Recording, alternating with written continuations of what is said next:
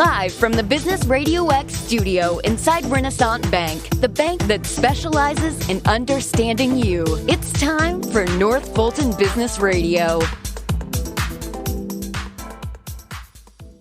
And hello again, everyone. Welcome to another edition of North Fulton Business Radio. I'm John Ray, and we are not back in our studio inside Renaissance Bank in Alpharetta. We're getting closer, so stay tuned. But in the meantime, the folks at Renaissance are doing a great job with small business customers, particularly the ones, here's the deal, folks. If you like computer-generated voices and you like calling up your bank and getting a phone tree and not being able to get to a live person, then don't go to Renaissance, okay? But if you're tired of all that stuff and you want to talk to a real person and deal with a real banker, then go to Renaissance. RenaissanceBank.com, find their local office, give them a call, and you can actually go in and set up an appointment to go in and see them. Imagine that. But they're big enough to be able to pretty much handle any need you can throw at them, and they've got the technology that you need for your small business. So it's a good mix. I've found that with my clients and myself, and I think you'll find it as well. Renaissance Bank, understanding you, member FDIC. Now, speaking of getting back to the office, Colleen Clarkson has joined us, and Kaleem is the Chief Operating Officer at BlendMe, Inc. Kaleem, welcome. Hey, thanks for having me. Really, really appreciate it, man. Thank you so much. I've been looking forward to this, Kaleem, so thank you for taking the time to be with us. You are a remote working expert. Tell folks a little more about how you're serving companies out there. Well, John, yeah, I like that. Remote work expert. That's awesome. I guess I consider myself a lifelong learner. You can always learn more and more and more. So it is kind of funny, kind of hearing the word expert. But yeah, I definitely fall into that category. But plain and simple, BlendMe Inc. We help startups and small businesses improve the remote employee experience. So the remote employee experience consists of it's kind of like the employee life cycle. And it starts from the day somebody views your job ad to hiring, to onboarding, to engagement, to training, performance reviews, and then offboarding. So it's kind of like that whole employee life cycle. So we help organizations, startups, and small businesses improve that remote employee experience. Now, we were chatting about this before we came on the air. You've been at this a while, so this is not something that just popped up during a pandemic as a way to pivot to a new business. We've heard the word pivot for a while. No, you've been at this for a while. Talk more about that.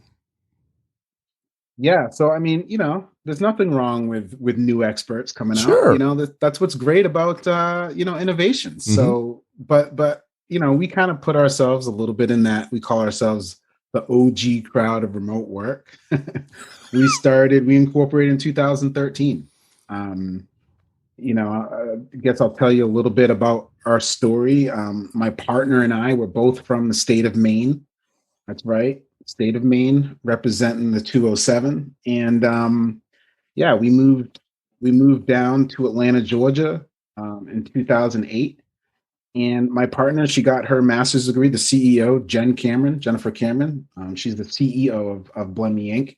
She got her master's degree in organizational development and human resources from the University of Connecticut. So during probably 2009, she graduated in 2010. And I would say in 2012, I was doing some web development, got a chance to fly out to a conference called DrupalCon Denver. And I got a chance to listen to the CEO of a company called Lullabot speak. And at that time, Lullabot's clients are like the Grammys. They they're a big company. They build really big websites like the Grammys. And he was talking about how they are a distributed company. And I never really had heard that term before, right? He's like, oh, we're fully distributed. And what he talked about in that discussion was that they didn't want to consider themselves a virtual company, because then, large clients like the Grammys, like they didn't want their clients to think that they weren't real, because it kind of gave off a, we're not real, we're virtual. So they didn't want to use the word virtual, but then they didn't want to use the word remote because it made their employees feel distant. And I really found that fascinating. So flew back to Atlanta after that conference, started reading book Remote, started reading The Year Without Pants, The 4-Hour Work Week. And it was really then when I kind of realized, I spoke to Jennifer about it, and I was like, remote work is fascinating. There's a lot of, again, I was kind of in I'm still involved with the Drupal community's open source web development tool, kind of like WordPress. And a lot of the Drupal companies were already remote. So I do have to admit, a lot of my expertise comes from a group of people, the Drupal community, and a group of people that have been doing remote work for much longer than I've been involved. But I've been able to take the lessons I've learned from there and help other small businesses. So, we kind of looked at it, and I said, hey, why don't we start our own company, HR consulting, internal marketing company for remote companies only. So that's what we did. At the time, it probably, handicapped us a little bit, and we weren't able to get as many clients as we wanted, because remote work was kind of like this, I don't know, folklore thing. Like, no one really thought it was real. Like, sure, you work from home in your bathroom. Sure, that's true. Right. But I think I can say confidently that the whole planet has a different view on remote work now. So that's the story. That is that's clear at this point. That's for sure. Whether they want to have a new one or not, they've got one, right? So how do you assess the remote employee experience right now? Wow. What does that look like? That's a great question. So, the employee experience is something that's been researched, and if everyone listening, you can go out there and find plenty of information on what the employee experience is all about. And again, it was very, very similar to the things I talked about earlier.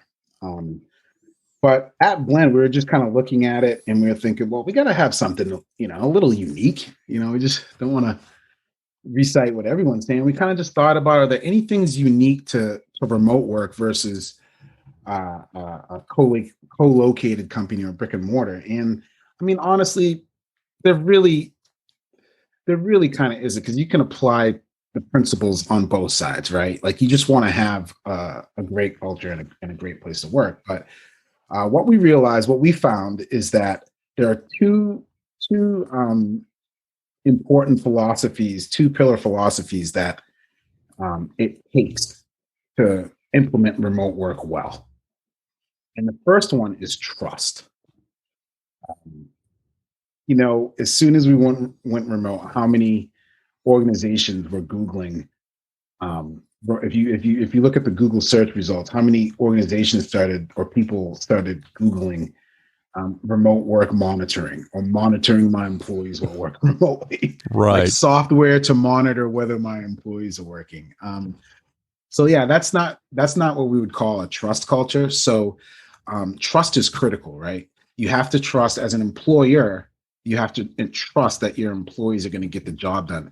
And you actually have to start with that trust. Yes, we all understand that, trust is earned, how that phrase goes, but you actually have to kind of assume trust in a remote workspace. And then as the employee, right, like, you have to trust within the employer that they're going to actually follow through on what they said during your interviews and what they have posted on their website, and whether they're going to follow through on the mission and vision. So trust is, reciprocal. There it is, the word I was kind of searching for. It's both. It goes both ways.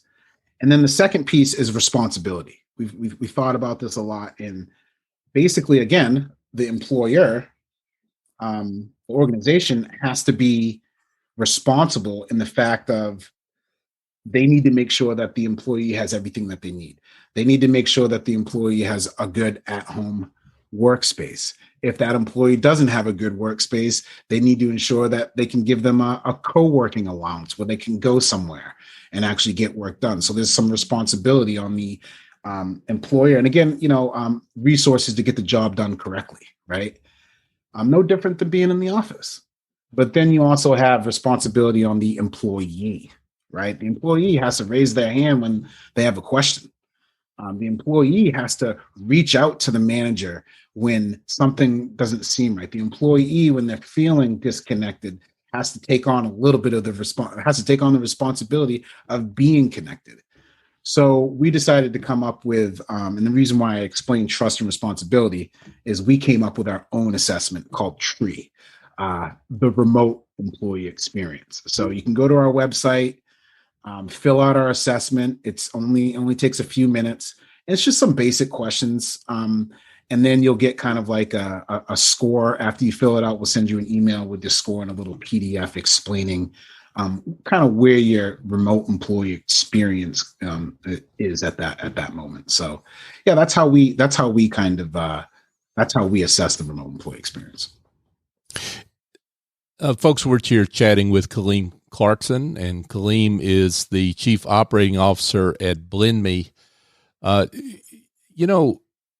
Kaleem, I'm curious about how you, and I know this is a very general question, and it applies differently to different companies, but just in general, I mean, how prepared were companies for the trust and the responsibility metrics that you see are so critical to a successful remote work experience? Not very. Okay.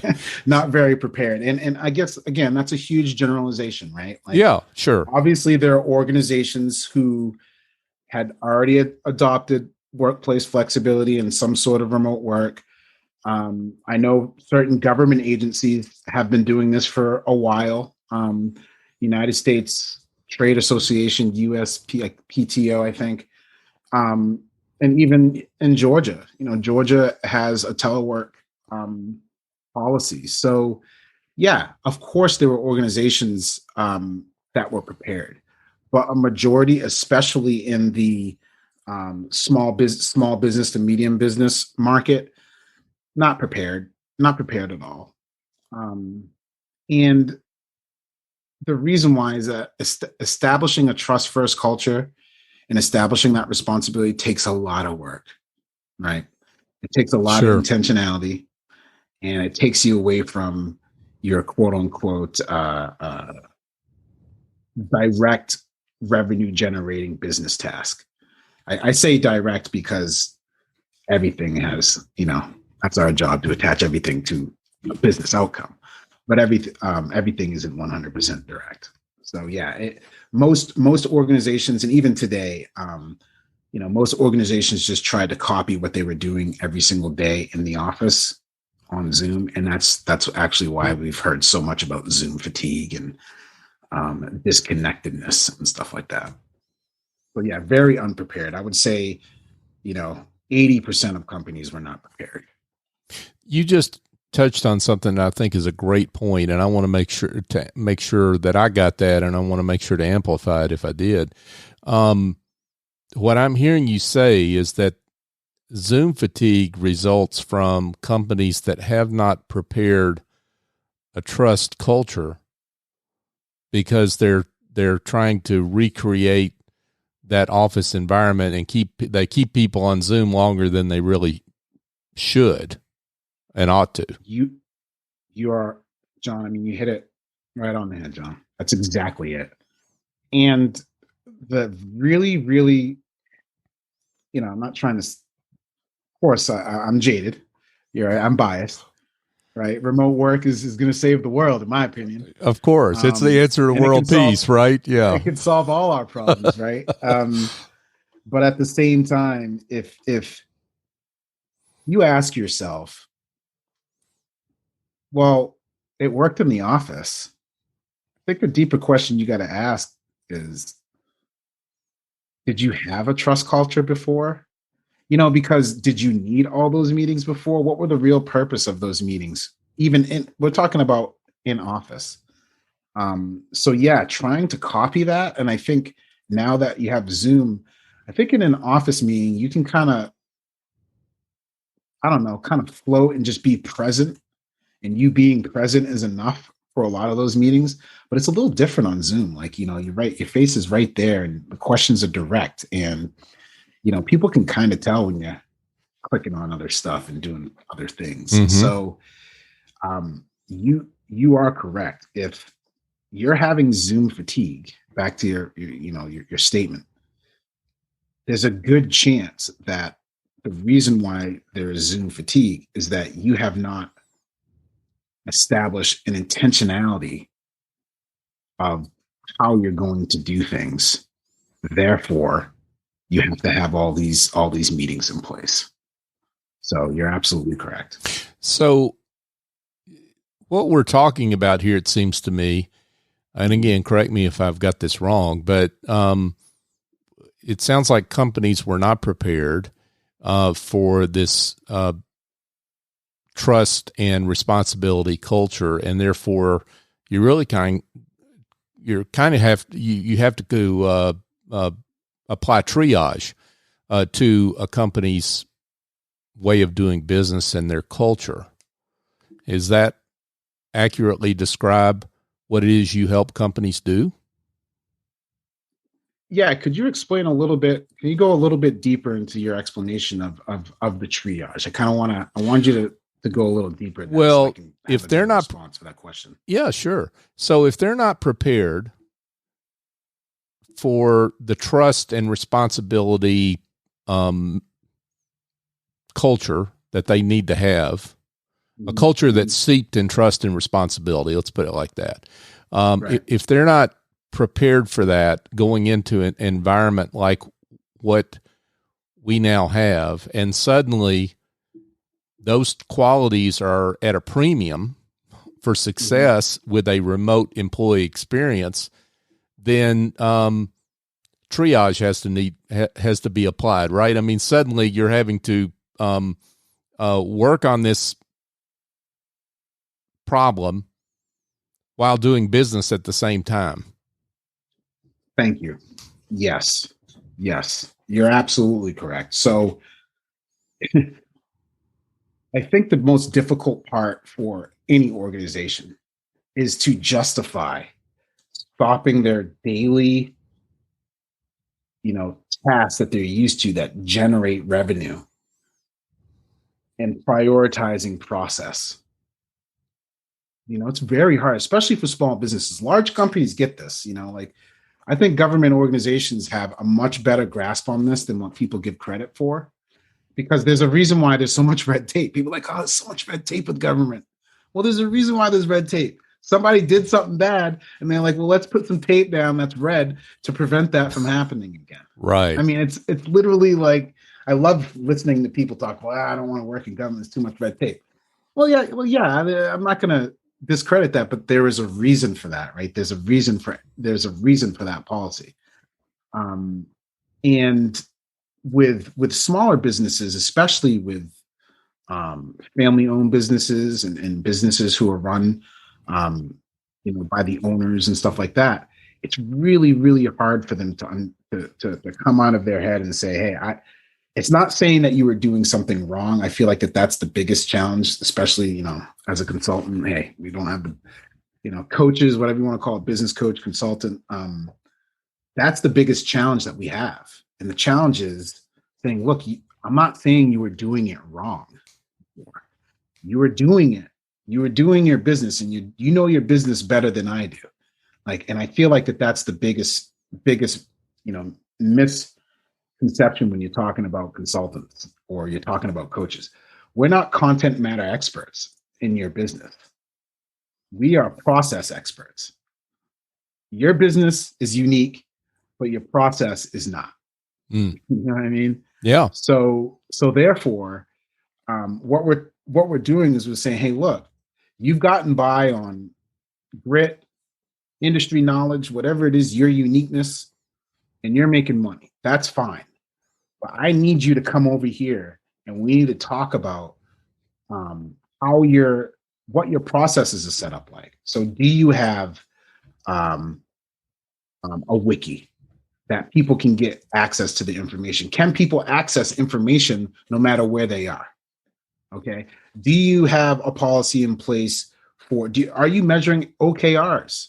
A lot of people understand measuring KPIs, key performance indicators, but a lot of people don't measure OKRs, which are objectives and key results. And how those are a little bit different are how we kind of look at it are look at what it is that's successful in that position or role or whatever, and what are the common traits, or what are the common things that are done by that in that role that leads to success. So for example, in my opinion, and of course everyone has their own opinions on this, but like a salesperson, right? A KPI to me is your sales numbers. It's just plain black and white there. But an OKR might be number of sales calls. Like we figured out that if you make X amount of sales calls, that will work well. So to me, we kind of separate those things. So trying to be able to convince a leader, and especially a business owner, to prioritize the process is really, really difficult. And that's what you need to kind of establish trust and establish responsibility. Well, what you're talking about is the difference between indicators that are prescriptive versus descriptive, right? Prescriptive meaning that they lead to a certain outcome depending on the level of success that you get in hitting that objective or that metric, I should say. Descriptive means it's after the fact. It's too late by then, right? I mean, right. So that's what you're talking about is I love that description. I'm stealing that too, John. Okay. Well, I'll feel free, pal. That's what we're here for. Share ideas. Lifelong learning. Yeah. That's what that's called. Yeah. So yeah, which makes a lot of sense. And I could keep going down this bunny trail, but I want to get back to one thing, because that I know people want to hear. Yeah. And I know they want to hear it because I hadn't even brought it up, but when I bring it up, they'll want to hear it.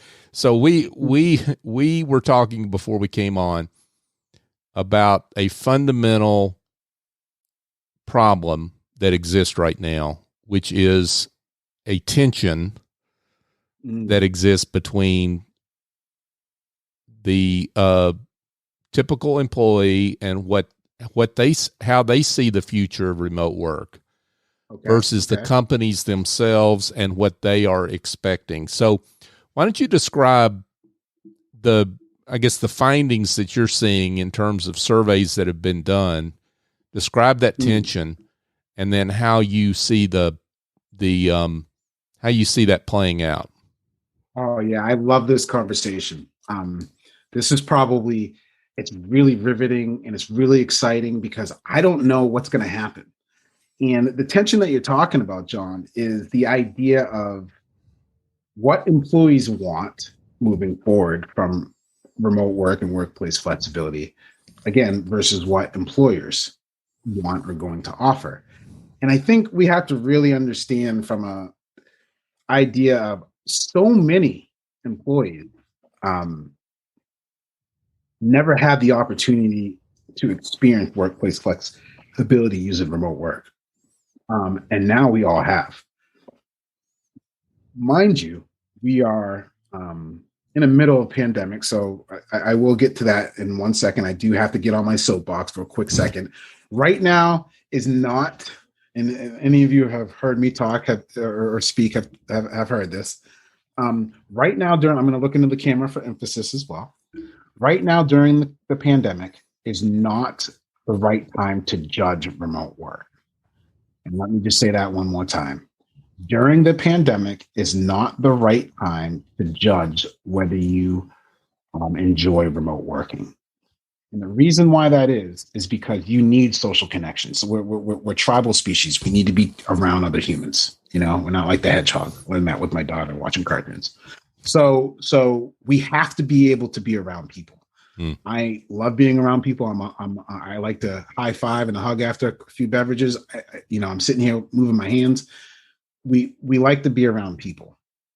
So this is not the time. Normally I go to co-working spots. Normally I go to coffee spots.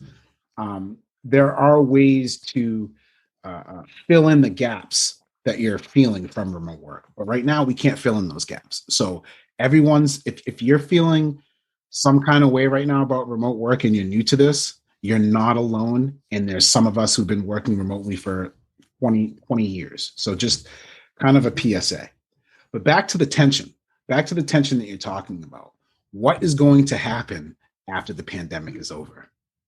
What is going to happen when leadership says you must return back to the office? Back to the office is required. And that question and that statement is fascinating to me. So I just want to show some stats real quick.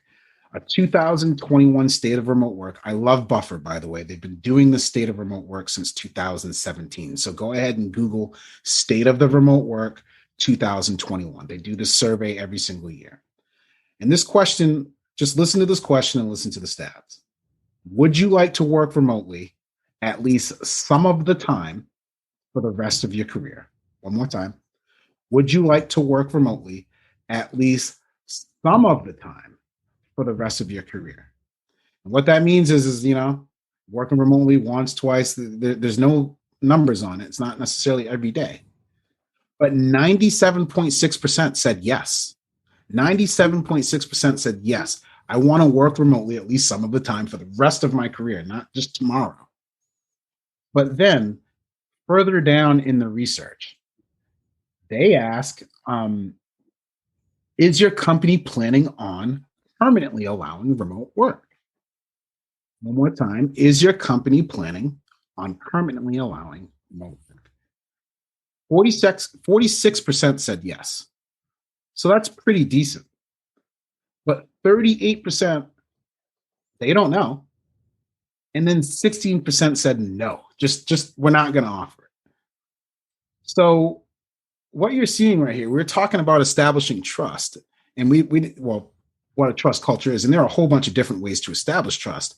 And what we talk about, number one, is ask your employees what they want is like number one, trust. And then, provide some sort of plan or some sort of action based on that feedback. Well, this is obviously not trustworthy. Like if I'm an employee and I mean, the stats are right there showing you 96% of the employees want to work remotely, but only 46% said yes. And 52% or 50, what is that? 54%, sorry. 54% either don't know. Basically, they're trying to figure out how to articulate that. Or 16% said no. So it's just to me, that's the most interesting and something that we probably haven't seen in the history, probably since going way back to, I don't know, Industrial Revolution. Like right now, employees, there's a sense of workplace flexibility is no longer a perk. I think from this point on, it's going to be an expectation. So, when we talk about a small business owner, hey, roll up your sleeves, hard work, everybody's coming back to the office. You really, really, really should pause and think about that. Because if you are in a business that has a competitor, which we all do, there's going to be a really, really good chance that your competitor is going to offer workplace flexibility. And maybe some of your employees won't leave. But let me tell you, they're looking on their lunch break, especially in Atlanta. I mean, we know how traffic is here.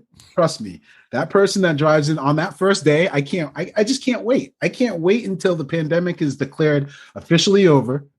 And and we see on social media all the requirements of people saying you must come back to the office. But then the biggest piece is going to be, what is leadership going to use for reasoning? Like if your business is afloat today and made it through this pandemic, you innovated. You did something to last through this challenge. There's a good chance you implemented some form of workplace flexibility. So what are you going to tell your top performers? No, you've been performing for what? What are we on? Oh, we're getting ready to be on month 12 very soon. Sure, month 12, right? And based on where we're heading, it's probably going to be about 18, 16, 18 months probably before people actually start requiring that. So what are you going to say as a leader? It's really fascinating. Really fascinating. So let's talk to probably not any point in talking to those that are pretty much decided they're going to have everybody come back to work because they're like command and control people. Let's talk to the people that know things have changed and might be interested in engaging you and your firm for the work that you do.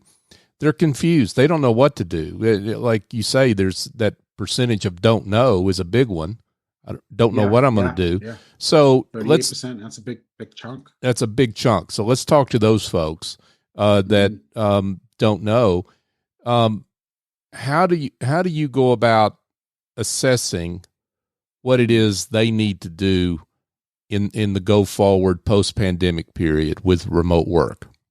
Yeah, that's, John, I actually think that that's probably the most important question in this so far that we've talked about. It's by far the most important question because there are different remote work models.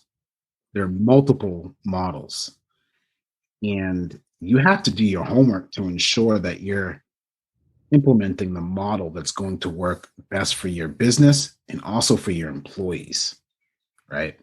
So in order to do that, there is you have to get data. So we are, I know we're a people operations company. We provide fractional people operations for small businesses. If you can't afford having a director of remote work, we can serve in that capacity, and we also can work on projects as well. So, but people operations, we use data. You got to use data to back up what it is that you're going to do for what it is you're going to implement.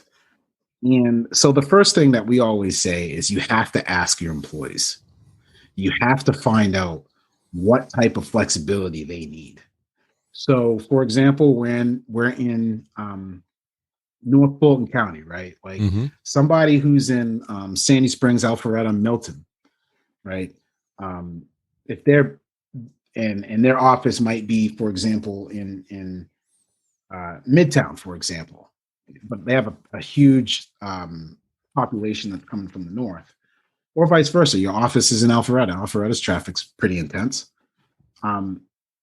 If your employees all live in one area, there may be a different model, maybe better.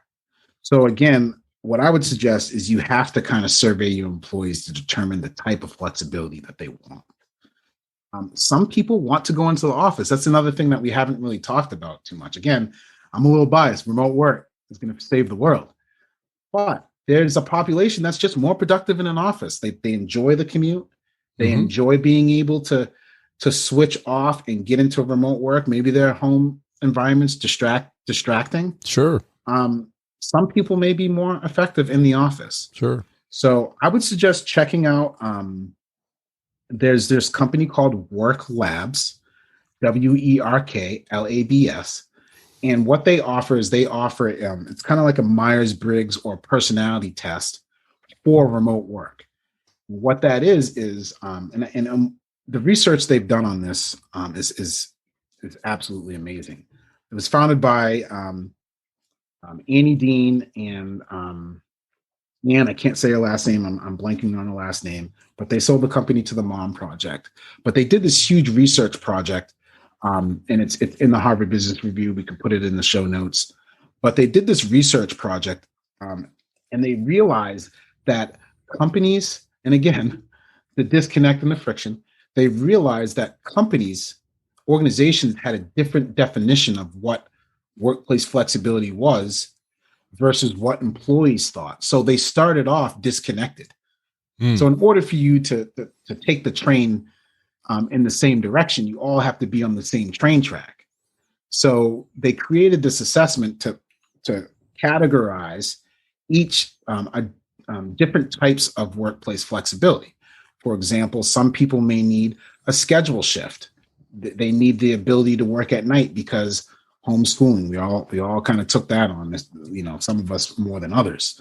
And then we have the summer coming up, right? So I'm sure a lot of camps probably aren't going to be in play.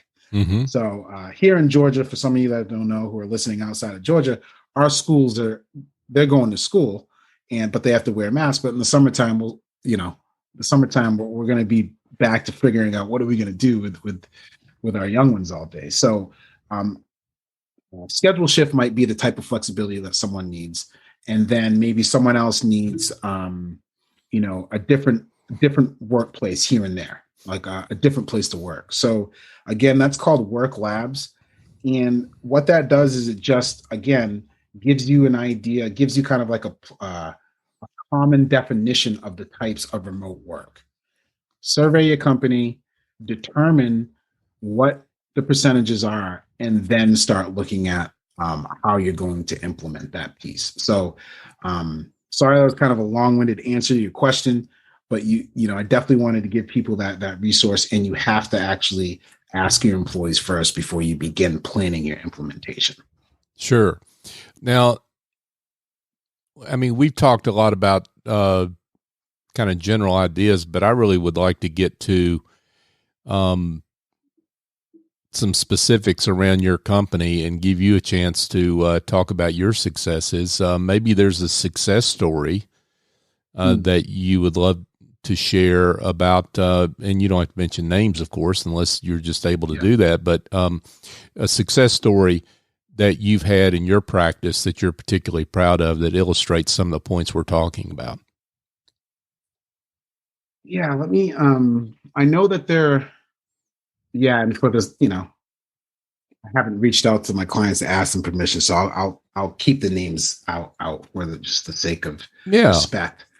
But there's two there were two examples. And the reason why I like to use these two examples is that, again, the same thing does not work for everyone, and the other reason I think that, this will resonate with some people is that they're both from kind of, industries that are blue collar, and, maybe the owners are quote unquote a little old school and not the typical, they're not technology companies that a lot of small businesses would say, oh, well, they're, Pinterest and Twitter, they're big tech companies and they can do remote work, but we can't because, we need boots on the ground. Right. Right.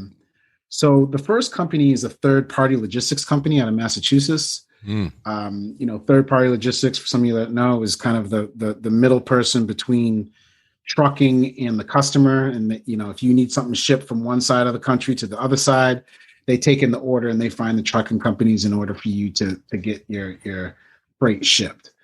Real close friend of mine, and the challenge that they had was that it was really difficult for them at first because it's a complete mindset change, and sales is tough. Their sales situation I'll set up just like a lot of sales are. They were set up in a big room. They all had their cubicles, and especially when your manager is a manager that's in the trenches with the salespeople, still doing sales. I actually absolutely love managers that are still doing the job of the people that they're supervising in a way, like, because it builds that sense of, hey, I'm there with you. Mm-hmm. And a lot can be missed though. Like now that they're not there in that workplace together, they could ask their manager questions. The other salespeople could ask their managers questions real quick. They got together for lunch. They built that team bond. It's really difficult. And again, the companies in that quote unquote, I don't want to say trucking industry because they're not trucking, but they're in that logistics industry. So it's real, in your face, hard work, blue collar type work. And so they had a lot of difficulty doing that. But the first thing that they did or we did was talk about how you need to schedule your trainings or your training time intentionally. So again, to avoid the Zoom fatigue, you don't want to set up a situation where you're like, hey, I need to talk to you right now. Hey, I need to do this right now, where you can do that before the tap on the shoulder.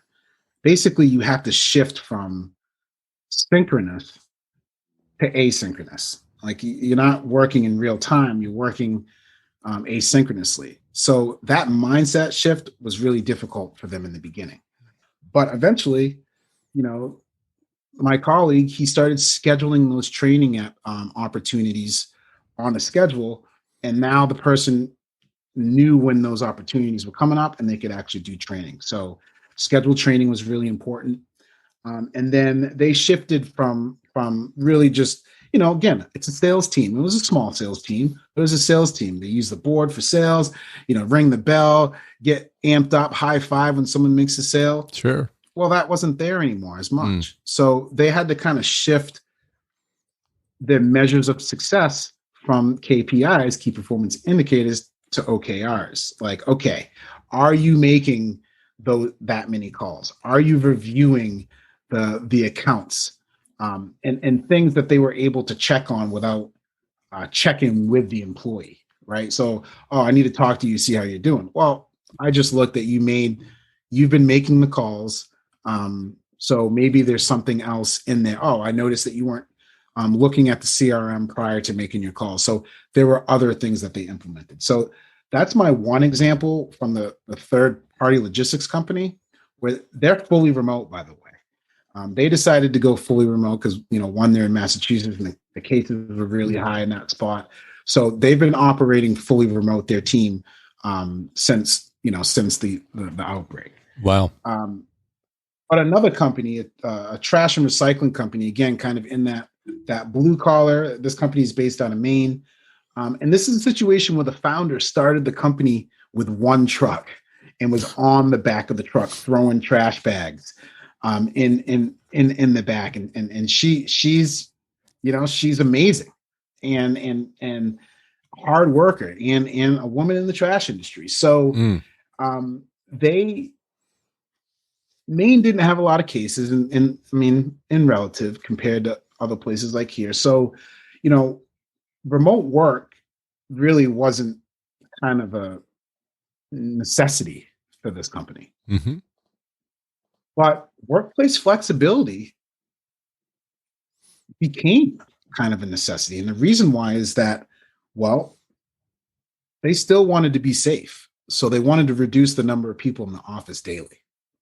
So what we kind of helped them out with was, things like remote my PC, just simple tools like, remoting into their PCs because they're on a closed network with their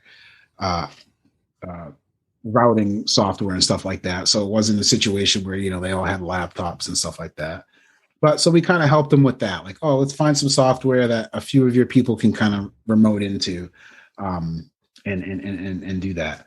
Then we also implemented a chat feature on their website. So that's like another piece of technology that allowed them to interact with their clients instead of being on the phone. So somebody could be at home and kind of interact with their clients. And then the most important thing I think, we did with them was help them develop a handbook that was easily accessible online. A lot of organizations, small businesses have a Word document that's their handbook, and it never gets looked at. Now, you need a handbook with policies and procedures, right? And in that handbook, we kind of made it more of not a web page, but like a Google Doc that's private, but at least it's available so you can get to it when you're not in the office. But within that handbook, we really kind of laid out when, like if you're going to work remotely, these are the times that you can work. These are the types of software that you can use and how to use them. And that's really, really important. Now, again, they didn't do this because they wanted to be fully remote. They wanted to offer some sort of remote work flexibility to reduce, the number of people in the office, but it's also a disaster contingency plan. So that's something that's really, really serious that I kind of just wanted to end with as far as these two examples, is that as a small business, we've been able to learn how to operate in these times. Remote work is a great disaster contingency plan. You know, in the old entertainment business, an act of God they put in the contract. That's the only way you could get out of a concert. Just for some of you that don't know, if you're ever in the entertainment industry and you signed a rider, it would say at the bottom, the only way you could cancel this contract is an act of God, right? Well, we've seen a couple of those in the past years. The wildfires, West Coast. You have floods, they just had a blizzard. So again, they didn't implement this necessarily for COVID, but they had a huge blizzard up there recently, and they were able to work remotely still. So those were two. I'm really proud of those two examples because they're not in the tech space. They're in that space that most people associate with hard blue collar work. And most people would say, nah, I mean, obviously the truckers have to still truck. I mean, I probably should have said that from the beginning. Yeah. The truckers still have to get in the truck and drive from one end to the other. The recycling back end people still need to grab the totes and throw them in. So yes, there's a population of their business that can't necessarily work remotely, right? But there is a population that can, and that can still really help you operate your business even in times of uncertainty. So that's why I kind of wanted to list those two examples. Yeah, those are great ones. And what I'm hearing out of this, again, emphasizing something you said earlier, that the whole remote work experience, I mean, there's a technology aspect to it, but it's just one aspect of a bigger issue, which is the people issue and how you address the people issue. And so those are two great examples of the points you made earlier. Kaleem, this has been great, and I could keep going. But thank you. But I think what's important at this point is to answer the most important question for folks, which is how they can get in touch with you and talk about their specific problems. So let's get to it. If you can share your coordinates, how folks can get in touch with you. Yeah, absolutely. Yeah. So the first thing is, please go to blendmeinc.com. Again, that's blendmeinc.com, and just fill out the assessment. You just fill out the assessment just to see where you're at. And if you got a question, you can just go ahead and hit contact and fill out the form. And I've been doing a ton of speaking. So whether you just want to talk a little bit to kind of get an idea of where you're at, or if you want us to come in and do a workshop, we've been doing a lot of that. You can also find me and kind of follow me on social media, and follow Blend on social media. So Blend Me Inc. everywhere on social media. And I am Kaleem Clarkson. That's KALEEM CLARKSON. And that's my handle pretty much everywhere. Twitter, LinkedIn, a little bit of Instagram. And you can find me in those places. Awesome. Colleen Clarkson has been with us, folks, with Blend Me Inc. Kaleem, this has been great. Thank you so much for being with us. John, thank you so much for having me. I appreciate it. Yeah, it's a pleasure. Folks, now speaking of remote working, I want to talk to you about Office Angels. So Office Angels has been remote for 20 years, and they've got angels that fly in, get the job done for you on an as-needed or a ongoing basis. And those jobs include administrative tasks, bookkeeping, marketing. They've even got, if you're a speaker or prospective speaker and you want to get gigs booked, they can handle that. They've got a wide variety of tasks that they do for you and your business, so you can actually work on things that are productive for your business, not all these other details that need to get done, but you need somebody else to do them. So here's what my suggestion to you is. If you're shy, go to officeangels.us and check them out and do all that stuff. But what I really suggest you do is call the Chief Executive Angel over at Office Angels, S.E. Escobedo, Her number is 770-442-9246. That's 770-442-9246. And just explain what your problem is. And Essie will help you. And I am confident of that because I use her services. And I do that on an ongoing basis. She and her angels are awesome. They do a terrific job. And Essie is definitely the chief angel. So she's out to help her small business owners and customers. And I think you'll appreciate her if you give her a call. Folks, just a quick reminder that North Fulton Business Radio is on all the major podcast apps, even a bunch of the minor ones. We're out there on all these platforms. North Fulton Business Radio is the search term, and here's what I would appreciate if you would do. Go and find the show on your favorite podcast app, subscribe to the show, and give us a great review. And the great review equals 5 stars. And it's not about me. It's not about Business RadioX. We got plenty of listeners. It's about folks that are on our shows because we are interested in getting them exposure to people that might need their services. So if you could do that for us, we'd really appreciate it. And we would also love it if you would connect with us on social media. North Fulton BRX is the handle. We're on Instagram. Well, kind of barely Instagram, but more linked. Kind of like Kaleem, I think, right? Mostly LinkedIn and Facebook and Twitter and Instagram and probably a few more. I don't know, but North Fulton BRX is the search term, the name. Go find us on any of those social media outlets. So for my guest, Colleen Clarkson, I'm John Ray. Join us next time here on North Fulton Business Radio.